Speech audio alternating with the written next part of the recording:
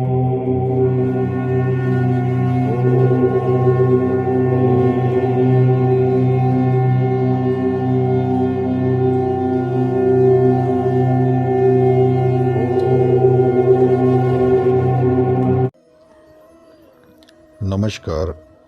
आप सभी को। आज का जो विषय है वो जो तंत्र द्वारा बीमारियां लगा दी गई हैं उनको कैसे समाप्त किया जाए या उनसे कैसे छुटकारा पाया जाए, उसके बारे में मैं बताऊंगा। तो ध्यान से वीडियो को सुनिएगा और देखिएगा, क्योंकि इसमें मैंने जो चीज़ें बताई होती हैं वो अगर आप सही ढंग से कर ले जाते हैं तो मुझे लगता है कि जो आपकी परेशानी है उससे आप निजात पा सकते हैं। तो अगर आप अधूरा ज्ञान प्राप्त करेंगे तो मुझे लगता है कि आपका कोई वीडियो देखने का फ़ायदा ही नहीं होगा। मुझे लगता है कि जो समय आप इस वीडियो पे बर्बाद करेंगे, आप किसी और वीडियो को देखकर आप अपना मनोरंजन पूरा करें। तो चलते हैं इस वीडियो की ओर।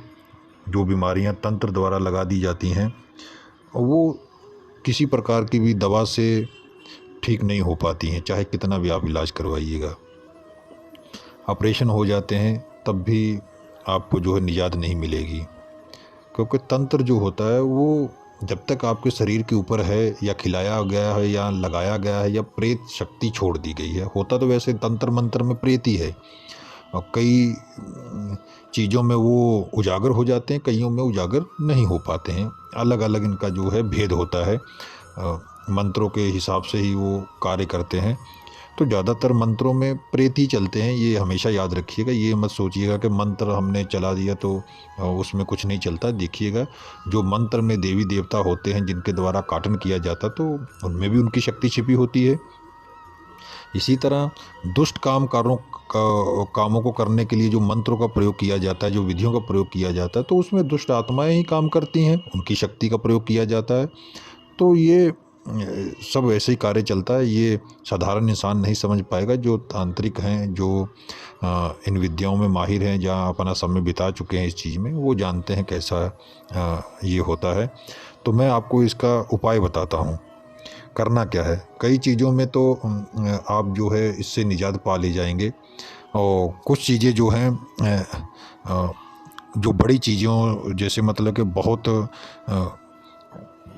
आपके शरीर का कोई बाल या कपड़ा या मिट्टी से अगर रोग लगाया गया है इस चीज़ को प्राप्त करके, तो उसके लिए आपको थोड़ा सा इंतज़ार करना पड़ेगा। उससे भी आप ठीक तो हो जाएंगे, लेकिन थोड़ा इंतज़ार करना पड़ेगा। ये मत सोचिएगा कि इधर फूंक मारा, इधर हमने उपाय किया, चलो जी कल 24 घंटे में हम लोग ठीक हो जाएंगे। ऐसा नहीं, पिक्चरों में ऐसा होता है, असल ज़िंदगी में ऐसा नहीं हो पाता है। इतना ज़रूर याद रखिएगा। ये ज़िंदगी जो है हमारी बड़ी विचित्र है, जिसमें बहुत तरह के हमारे सामने जो है विघ्न आते हैं, उनमें हमें संयम से जो है काम लेना पड़ता है।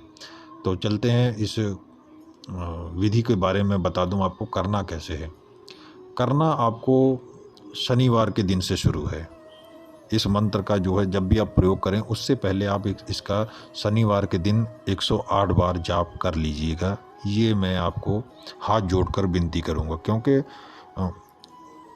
उजागर हो जाएगा, आपके मुख पे बैठ जाएगा, सही शब्द का उच्चारण हो जाएगा, तो आपको फ़ायदा भी मिलेगा।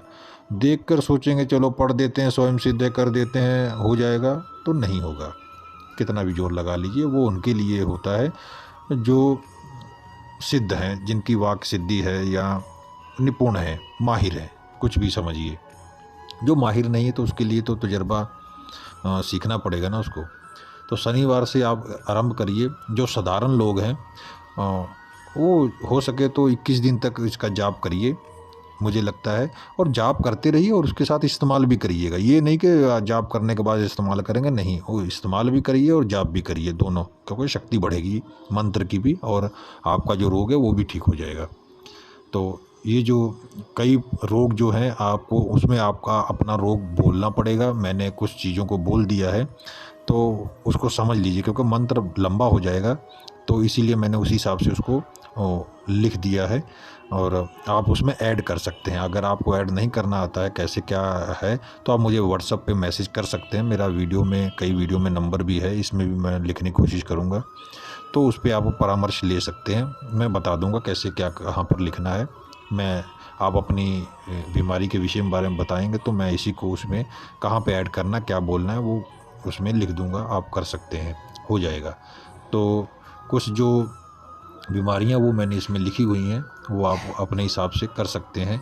तो आपको शनिवार से जो आपको जो है इसका शुरुआत करनी है, और अपने इष्ट देव को याद कर लीजिएगा, अपने गुरु को या जिस भी देवी देवता की आप पूजा करते हैं, प्रार्थना ज़रूर करिए, महाराज मैं इस विधि को करने जा रहा हूँ और इसमें मुझे सफलता प्रदान करिए और मुझे इस रोग से मुक्ति मिले, ऐसा मुझे आशीर्वाद दीजिए। और जो मैंने दुष्ट कर्म किए हैं, जिसकी सज़ा मैं भोग रहा हूँ, उससे मुझे निजात दिलाइए। मैं क्षमा चाहता हूँ, माफ़ी मांगता हूँ कि अब दोबारा ऐसे कर्म ना हो। है तो कर्मों की सज़ा, ये मत भूलिएगा, कर्मों की सज़ा है ये जो आप भोग रहे हैं, बिना व्यर्थ किसी को नहीं मिलता है, ये हमेशा याद रखिएगा। तो डेहरू जो होता है रोग, उसको आपको आक की लकड़ी जो होती है, मदार जिसे बोलते हैं, उसके द्वारा उसकी डाली तोड़कर जो है आपको झाड़ा करना है, तो आप ठीक हो जाएंगे। ठीक है। तिल्ली को, अगर तिल्ली किसी के शरीर पर निकल आती है तो उसको अगर आप झाड़ना चाहेंगे तो चक्कू नया लीजिएगा, लोहे का चक्कू नया लीजिएगा, उसको धो लीजिएगा, अगरबत्ती धूप वगैरह उसको दे लीजिएगा, तो उसके ऊपर भी 11 बार मंत्र पढ़ लीजिएगा। जो भी वस्तु आप प्रयोग करेंगे झाड़ने के लिए, उसे उसके ऊपर एक बार 11 बार मंत्र पढ़ के उसे अभिमंत्रित कर लीजिएगा, और उसको धूप अगरबत्ती देने के बाद ही उसको प्रयोग करिएगा। फिर देखिएगा आपके कैसे नहीं कार्य सफल होगा, क्यों नहीं होगा। अगर आप सही विधि से करेंगे तो ज़रूर होगा। तो और कनफेड़, भदकंठ माला, ये जितने भी रोग हैं, इस तरह के गले के रोग हैं या कोई और रोग हैं, तो इनको जो राख होती है, या तो कंडी की राख ले लीजिए, या हवन की राख ले लीजिएगा, या अगरबत्ती की राख ले लीजिएगा, या धूप जो आप जलाते हैं घर में उसकी राख ले लीजिएगा, उसके द्वारा आपको अभिमंत्रित करके जो है लगा लीजिएगा, उससे ठीक हो जाएगा। और जो दड़सूल होता है, उसको आप नीम की जो डाली होती है उसके ऊपर उसको अभिमंत्रित करके उससे झाड़िएगा, तो आप ठीक हो जाएंगे। ये एकदम सटीक मंत्र है, करके देखिएगा, आपके सभी जो रोग हैं, कष्ट हैं, ईश्वर करे आपका जल्द से जल्द आप जो है ठीक हो जाएं उससे। और जितने भी जो रोग मैंने नहीं लिखे इसमें, तो उनको भी इसी तरह आप इसमें बोल सकते हैं, ऐड कर सकते हैं, और उसको झाड़ा करिएगा। अगर आप खुद के लिए करना चाहते हैं तो जल को अभिमंत्रित करिएगा और नींबू के ऊपर अभिमंत्रित करिएगा। तो जल से अभिमंत्रित करने के बाद उसको पीना भी है और उससे नहाना भी है, और भभूत को भी अभिमंत्रित कर लीजिएगा, उसको अपने जहाँ पर जो रोग है उसको ऊपर से शरीर से लगाइएगा। ठीक है। तो ये सारा आपका कार्य सफल हो जाएगा। आपकी जितनी भी बीमारियां हैं, कुछ ही दिनों में आप ऐसा प्रयोग करेंगे, दिन में 2 बार करिएगा, तो आप जल्दी सी इस बीमारी से निजात पा जाएंगे। जो दवाइयाँ आप खा रहे हैं उसका आपके ऊपर प्रभाव नहीं पड़ रहा है, तो आप देखिएगा ईश्वर की कृपा से तो बहुत जल्द आप जो है स्वस्थ हो जाएंगे, और जितने दिन आपके बचे हैं वो चैन से गुजरेंगे। मैं भी यही आशा करता हूँ, प्रार्थना करता हूँ कि जो लोग भी इस मंत्र का प्रयोग करें जल्द से जल्द ठीक हो जाएं।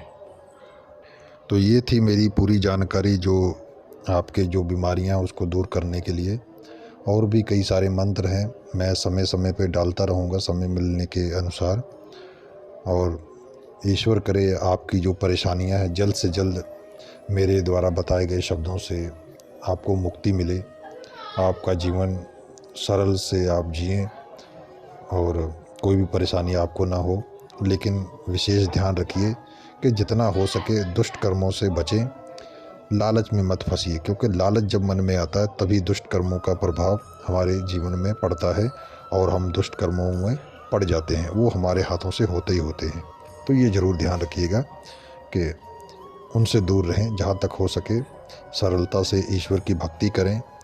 तंत्र मंत्र में भी मैं कहूँगा मत पढ़िएगा, इसको दवाई के हिसाब से ही आप यूज़ करिए, क्योंकि इसमें भी पढ़ना मुझे लगता है कि सही नहीं साधारण इंसान के लिए। क्योंकि इसमें जब आदमी प्रवेश करता है इस तांत्रिक लाइन में, तो उसके जीवन में बहुत सी कठिनाइयाँ और बहुत सी उथल पुथल उसके जीवन में उत्पन्न होती है।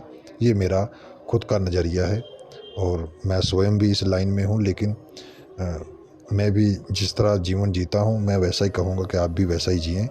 मैं भी इसे दवाई की तरह ही प्रयोग करता हूँ और आपको भी यही राय देता हूँ। बाकी जैसी आपकी इच्छा है, आपका मन है, आपका है, जैसा आपका मन हो वैसे आप करिएगा।